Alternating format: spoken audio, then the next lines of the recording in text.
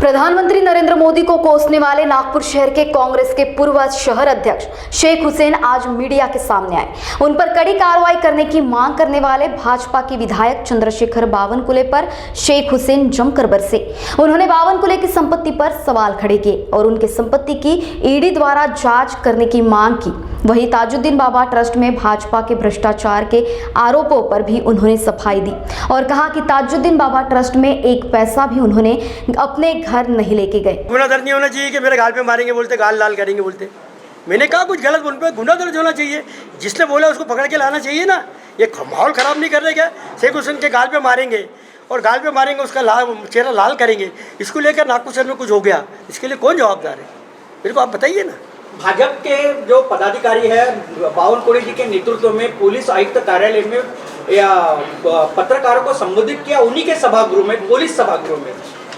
क्या बताओगे, क्या उन्होंने गुनाह किया है? साहब, उन्होंने बहुत बड़ा गुनाह किया है।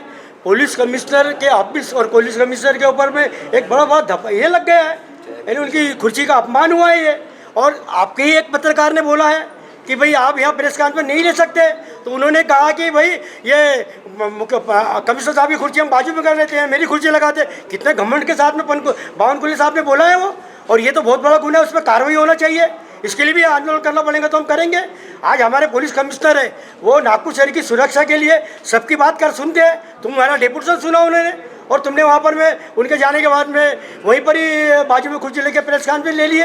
ये क्या तुम्हारा बीजेपी का कार्यालय है? ये तो तुम्हारी हुक्म चाहिए। यानी तुम्हारे आंग में कितनी आई हुई है? अब आपको देश के अंदर में सत्ता है तो इतनी आंग में आई कि आप कहीं भी कुछ भी करेंगे। उन्होंने कल एक बावनकुले जी ने कल एक यानी निवेदन निकाला कि मैंने प्रेस कॉन्फ्रेंस ली नहीं, लेकिन वीडियो में क्लियर दिख रहा है, पत्रकार भी मौजूद थे, कि उन्होंने वहाँ पे पत्रकारों को संबोधित किया है। क्या बताओगे आप? नहीं साहब, उन्होंने पत्रकारों को संबोधित ही किया है। वो जो बोल रहे झूठ बोल रहे हैं। उन्होंने पत्रकारों को संबोधित किया है। आपके ही पत्रकार ने पूछा तो बोले हम ले सकते हैं। उन्होंने बोला कुर्सी बाजू में करके अपनी कुर्सी लगाए और पत्रकार परिषद ही ली। वो आज बोलते कि तुम गेट के बाहर आके बात करना था ना पत्रकारों से, या अपने घर को बुलाना था, बीजेपी कार्यालय में बुला, वहाँ उन्होंने पत्रकार परिषद ली। और ये बहुत बड़ा, आज तो मेरे को लगता है नागपुर के इतिहास में ये भी एक पहली दुर्दैवी घटना है। इसके पहले कभी ऐसा नहीं हुआ। पुलिस कमिश्नर के ऑफिस में लोगों ने प्रदर्शन किया होगा, जो भी कुछ किया होगा, लेकिन अंदर में किसी की हिम्मत नहीं होती कि जो ही जाके करे। और कोई कानून के तोड़ने का काम किसने करना नहीं चाहिए। जिस प्रकार से आपने प्रॉपर्टी ऐसा आपने कहा है और ऐसे संपत्ति उनके पास है, तो क्या इसकी तकरार जो है आप ईडी या फिर किसी ने? हाँ, तो आज तो हम आपको बोल रहे हैं, आपके मार्फत ईडी को बोल रहे हैं, और हम ईडी के पास भी देंगे ना, कार्रवाई करेंगे, बोलेंगे। इनकी देखो, आय से ज़्यादा जिसकी संपत्ति है, तुम कर ही रहे, पूरे देश में ईडी के छापे हो रहे हैं। और ये हम बता रहे हैं तो कम से कम छापे मार के ईडी कार्रवाई करो, मिलना ही है ना, सब कुछ मिलना है। क्या बावनकुले जिस तरह से देश में अलग-अलग घर में छापे पड़ रहे हैं, तो क्या बावनकुले घर में छापा पड़ना चाहिए, ऐसा आपको लगता है? अरे बावनकुले क्या, सारे बीजेपी वाले जितने लोग हैं उनके घर पे छापे पड़ना चाहिए। बावनकुले क्यों है? सबके घर को छापे। आज सभी जितने, पूरा इतिहास उठाओ ना बीजेपी के जितने, बहुत है, लिस्ट है लंबी। अभी अरे 2-4 क्या नाम बता, पूरी लिस्ट है ना, सब है पूरे। कौन नहीं, अभी पूरी लिस्ट ही दे देंगे ना आपको बना के।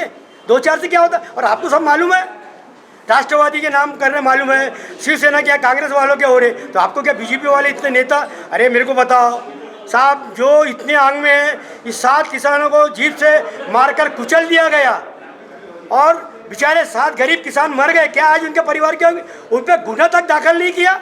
और जब आवाज़ उठाई तो उनके ऊपर में गुना दाखिल हुआ, और उसके बाद गुना दाखिल हुआ, फिर सुप्रीम छोड़ दिया गया उनको। फिर सुप्रीम कोर्ट ने बोला, और आज वो जेल के अंदर में कितना जुल्म कर रहे हैं। यानी तुम गाड़ी से रौन डाल रहे हैं।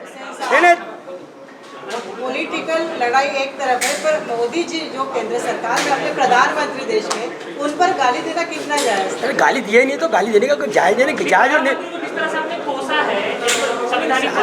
साहब कोई साहब पोसा कुछ नहीं है, कोई गाली नहीं दिया, कुछ बोला नहीं है मैंने।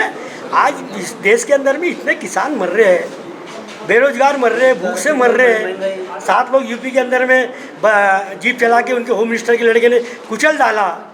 कई लोग मर रहे हैं, उसका आपको ध्यान नहीं है। आप वो बात को बोल ही नहीं रहे। उसको बोला, उसको बोला, बोलने से कुछ कोई नहीं होता है, लोग तो मर रहे हैं। उसको लेके मैंने भाषण दिया, उसका ही मुहावरा दे दिया मैंने। ताजबाग ट्रस्टमध्ये तुम्ही अध्यक्ष असताना तुमच्यावर भ्रष्टाचाराचा आरोप झाला आहे. आताचे पदाधिकारी तुमच्यावर चिल्लर चोरीचा आरोप लावत आहे. काय मत सांगाल तुम्ही? साहब आपने मेरे को उसमें कुछ बोला नहीं है, मैंने दिया उसका जवाब दो बोलना. ये वो मैंने पेपर में बोल दिया, आपको भी बोला कोई भ्रष्टाचार नहीं हुआ. ये हुआ है, आपके अकाउंट टू अकाउंट पैसा ट्रांसफर वो करने का आरोप लगाया. मैंने कई क्लियर बोल दिया. मेरे को मालूम, आपको बताया ना 20 लाख आते थे, मस्जिद बनी 7 करोड़ की. वहाँ मैंने लोहा लाया, सीमेंट लाया, सब मेरे पास से मैं पैसे देता था. जब मैंने अपने पैसे ट्रस्ट में दिया अपने अकाउंट से, तो बाबा के पास आने के बाद बाबा के पैसे ले लेना कोई गुना थोड़ी है ना. लेकिन दिया लिया उसमें कोई अगर होगा तो बता सकते ही साहब.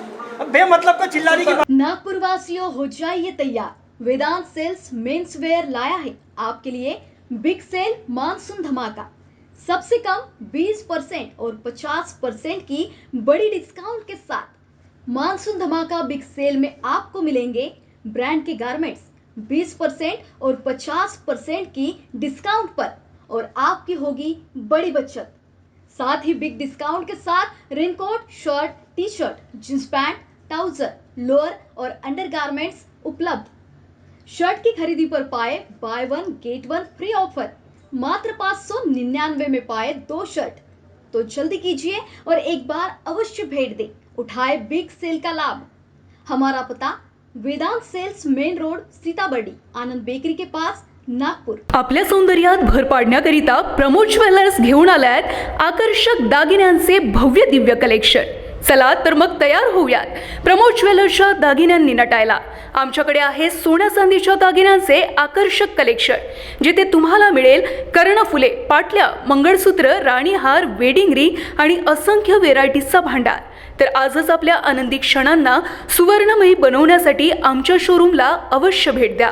आमचा पत्ता Pramod jewellers and gift centre, Pardhinagar, MIDC, Hingna road, Nagpur.